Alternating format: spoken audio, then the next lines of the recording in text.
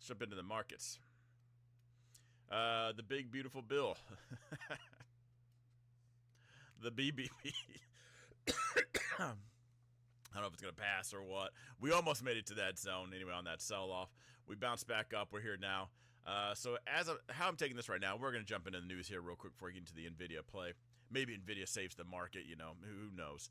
I'm bullish above, kind of bearish below, and either however you want to look at it. What was that? That's a golden cross. So here's the death cross. Here's the golden cross. You should be nothing but long. However, if you went long at the time of this golden cross, you're down. But don't worry, you'll be up soon. Right? All-time highs. Please. I don't know how that's going to be taken as far as it's going to add some debt, it's going to do some things, it's going to move some numbers around. It'll be interesting to see. Now, they talked about it a little bit. I think that's what caused some of the rally. Guys, I was gonna not mention this on this YouTube video, but I heard something else. The credit downgrade was why stocks sold off, but it was delayed. It was like a 4-day delay. Does the news affect things or not? Which one is it? It's kind of annoying hearing these other people talk about that. The market sold off due to the downgrade, but it didn't sell off at the downgrade. It just sold off later. It took everybody 4 days to digest it. Never mind the algos that are scanning keywords or people that can read and make decisions on the spot. Anyway. Let's see. Canadian maple syrup will make you stick together. Anyway, so back to the markets. I can harp on this all day long. If you are chasing news or a reason as to why you're right, your trades are going to reflect that, and you're going to be a loser. Sounded kind of weird. You're going to lose a lot of money. That's it. Because instead of just looking at what you have and understanding people are voting with their money, you're trying to mold an excuse to fit your theory. And that's... You're going to be 2 steps behind. Always late. Every trade you have that was good was luck. Hope you're a lucky person. You know, start grabbing some rabbit's feet. You do whatever you got to do. But when I hear stuff like this, it does just make me want to rant on. Please, let's not just look for the excuse like that. Go find it. You know, what's that saying? If you stare at a chart long enough, or you know, if you do it long enough, it'll tell you what you want to hear. There's a saying right there. It's like absolutely perfect. But anyway, rant. Hopefully, maybe the rant might be over. You get what I'm saying, right? Please don't say stupid stuff like that. Because if you are, you need to cut all of that out. Because I promise you, it is reflected in your trade history, without a doubt, 1,000%. You are not a profitable trader. Anyway, so looking at the price action right here, just hanging out. Where are we at? Let's see when real volume gets in. What's going on? A little bit of a dip, popped right back up. That was your Friday sell-off. I don't know. Honestly, I gotta say, this is not what it is, but that has the makings and almost characteristics of a stop hunt. You drop it down and then they buy it back up. But you're not dropping it down. Maybe you are dropping it down on a Friday just to cover some risk. You see what happens over the weekend. Hey, things are fine, so you buy it right back up. It would take a lot to... there's institutions that can do it. I don't know if I would just... If this was... Markets for me open at 8:30. This was 8:30 to 9:30, and then the rest of the day, that's kind of what it looks like. Right here, maybe just some de-risking over the weekend. Maybe they bought it right back up. We'll see when markets really open up tomorrow. And that's why I'm really just kind of base it off of this zone right here. This is that area of attention where everybody's paying attention. Getting it above here, there's a lack of sellers. Getting it below here, lack of buyers. You know, we'll probably just continue on. Then I bet, yeah, we might do something weird at this blue zone. There's another speed bump zone right inside here. Right here, as a matter of fact. So we'll probably jack around, but I do think once we get above this, we're probably at this zone or that zone. It would be annoying if we just chopped around and went sideways. That would suck.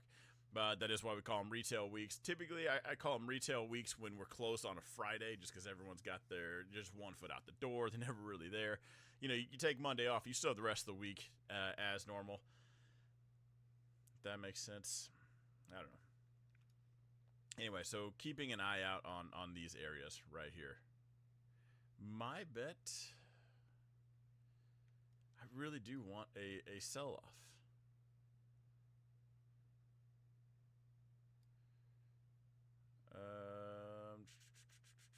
Hang on, I do need to find the first to make one more point. January 1st.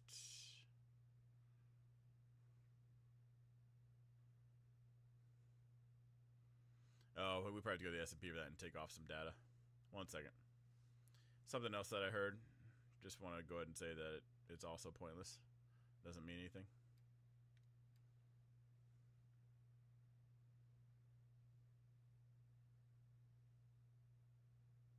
So January 1st, the high was right here. Oh, never mind. They said we sold off at the high of January 1st. And I was going to say that means literally nothing. Doesn't matter. That's not an excuse to sell off. That's maybe it's on the NASDAQ. Either way, please don't do that ever again. It took me the longest time. If you guys remember, I was making fun of somebody a long time ago because he took the crash. What crash was it? He took one crash, and he like doubled it. So he doubled the number, and he goes, remember that crash we had back here? That was our highs. So he doubles the number, and he goes, see? That's obviously the high where we're going to crash next. And he gets out this calculator. And so for the longest time, I would make fun. Like, all right, get your Texas Instruments out. Let's just pick a random date and see what's happening. Anyway, sell in May and go away is a stock market adage based on what Stock Traders Almanac calls the best 6 months of the year. Historical data reveals that the top performing 6-month rolling period on average has been November through April. Send it, I guess. I don't know how to take that. I would never want to do that. Anyway, no more getting sidetracked. Rant for the day. Again, please don't start looking for random reasons to fit a narrative. You called out a short or something like that, and it didn't pan out, so you start looking for different reasons. Oh, we're going to sell off because of this, and then it didn't happen. So later on, there's another sell-off. You're like, oh, that's what it was. It was delayed. It's just not a thing. And I'm not saying it to make fun of anybody. I'm saying that so you guys truly understand. Don't do that. We need them TI-84s. I need Michael B in this chat because he was the one I shared that video with, and I couldn't believe it. I was like, is this guy for real right now? All right, expected move puts you at 5. We'll call 592, 566, give or take. Man, I gotta say, I think I'm leaning to the bullish side right now. I really would like a sell-off. I really would. I just don't know. Maybe we send out a tweet about, some China tariffs. The deals aren't going so well. We got the euro, and we're going to tariff them. They're not playing ball. At any given time, we're any just seconds away from Trump and his little turbo fingers, turbo typing, just going to town on his Twitter, and then all of a sudden, or X, and we get a sell-off. That's just the nature of the beast. If you guys remember the last time he was president, he would give away a lot of hints, and then there were times you just wished he would shut up. Like, please, things were going so good, and then you just had to open your mouth. It's like when Pelosi wants a dip buy on Google, or her friends missed out, so she opens up this case, or there's just a case opened up against Google about how they're a monopoly. The friends get the dip buy, she buys a little bit more, the case gets dropped. Stuff is so annoying. I want that power. I gotta say, if we're throwing darts, I'm thinking we're bullish this week. Let's look at the weekly. Oh, someone's gonna talk about that gap fill. A weekly gap fill. Is there nothing else down here? Oh, daily gap fill. Okay, all gaps must be filled. You guys have all heard the story. But let's look at what actually happened. Okay, so the gap is from here to here. So there is a gap to be filled. However, if it doesn't fill, we'll call it we tried to fill the gap, but we didn't. So that's obviously bullish.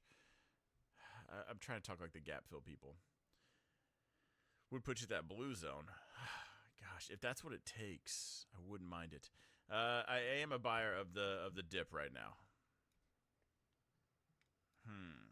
I hate to sound so ADD on this. We're at an awkward position. That could have been a great dip buy for an overall trend up. The weekly did just look kind of cool. A little bit cleaner. Let's bring up the S&P real quick. I kind of wish we would get a dip buy. I don't know. I think we would need a catalyst for a dip buy. With retail buying it up, with institutions being net short or mostly cash, and then them deploying cash, fueling this even more. I just think we get more. Keep on keeping on. Eventually you'll be right. Michael Burry.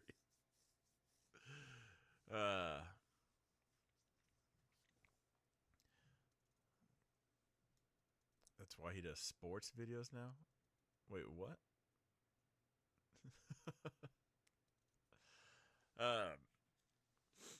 Let's see. Does anybody have any let's see what kind of news we have. Let's see if we can get a beat on this. I think technically I would like that. I would like that to be, we call it the candy cane pattern, where you just kind of see the momentum just kind of running out. Kind of stalls like an airplane, comes back down. You know, that's that. There's your Liberation Day, so maybe we could retest that and have 20 more excuses there. We gapped clean above that. It'd be cool if we filled that gap and retested it. All jokes aside, I just think we would probably need a catalyst. There needs to be an excuse in your face to just kind of move that. Most time there is. I guess it doesn't need to be. What do we got? Today's the 26th. Okay, 27th.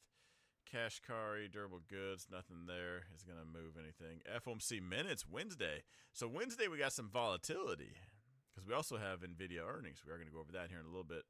Jobless claims. Most of these, they were big excuses in 2021, but those themes are kind of over with now. And every year has a theme. You know, if you go back to YouTube, nobody even knew what PCE was, their PMI, CPI. No one knew, cared, or even talked about it. But it became the theme in 2021, maybe? Because before that, that was the vaccines.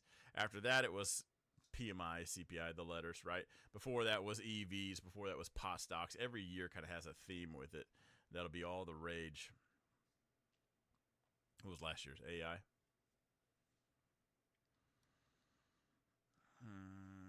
Gosh, I gotta say, final answer. I guess I'm bullish. I have to be bullish right now to buy that back up. That has the makings of a let's get a quick dip buy in there. Final answer. I'm bullish. I'm gonna be live this week. Should I say this is my last week going live? I'm gonna go live we're gonna try the market close right at the end of the day going live. So seeing the results of those streams, if that's good, I keep it up. I extend the time, whatever we got to do. So we'll see.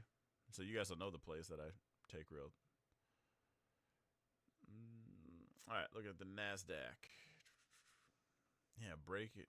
Basically just jump back up into that zone. See, price action wise, giant sell order comes in. Maybe 1 million contracts. Let's say it was 1.5 million. Now, if just 1 million fills right here, market order, drops this thing down. Essentially, that would just be a gap. But let's say we aggressively sell 1 million contracts, but the whole order is 1.5 million. We get back up here. You see those kind of leftover orders start to get filled. And you see some kind of hesitation there. But it also kind of looks like maybe there was just let's just sell the 1 million, knock that thing out, drops it down to here, and maybe they even bought it right back up. There was no hesitation at this breakdown level, so and all I care about is buyers and sellers, and you can just put together the excuse in your head why. It doesn't ultimately matter what excuse you do come up with, because as much as I try to think maybe that was an institution dropping it, maybe they're de-risking over the weekend, it could be one of 9 million things, which is why price action for me comes first, and then the excuse comes after. I don't care about whatever the news was. Let's get the money and the pieces on the chessboard moved first, and then let's have that side conversation. But right now, the fact that they broke that down and came right back up, unless this was just extended like after hours. I said maybe they dropped it down. If this is like the S or like QQQ, you would see it drop down. That'd be some overnight, 4 people trading, and then the bell rings. We continue it down again. I gotta say bull flag. Until something changes, bull flag for now for me. Expected move 5. We'll call it 523, 495. I'm trying to buy at the gap fill. Yeah, I wouldn't mind it. I just think to move it that much, FOMC would have to be bad. We could have a bad FOMC, get some continuation, just get some follow through with it, and you would need that. Maybe Nvidia. I don't think Nvidia is going to surprise. Even if they're good or bad, Nvidia's. I'm in the camp probably like last time where we just kind of like, here's the expected move. We're going to be right inside here, up or down. I don't think it's going to be a huge market mover.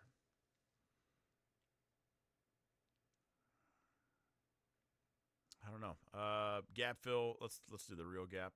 Now the real gap is down here, just below this blue zone. Remember, the colors of the candles do mean something. So I know when people talk about the gap, some people talk about. Let's just highlight this for you guys. This wick to this wick, that's not a gap.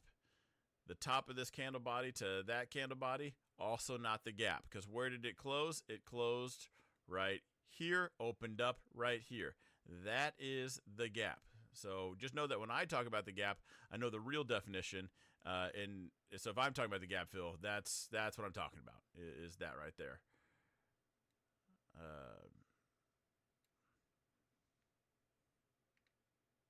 Yeah, but we got a ways to go. I would love it. And I would love to find just whatever excuse we could get. It's a 5% day. I mean, a real red day is 4%. On average, stocks 1 to 4%. That's a lot for the S&P or the NASDAQ. We have to have, I guess, 4 1% days down. Could get us there.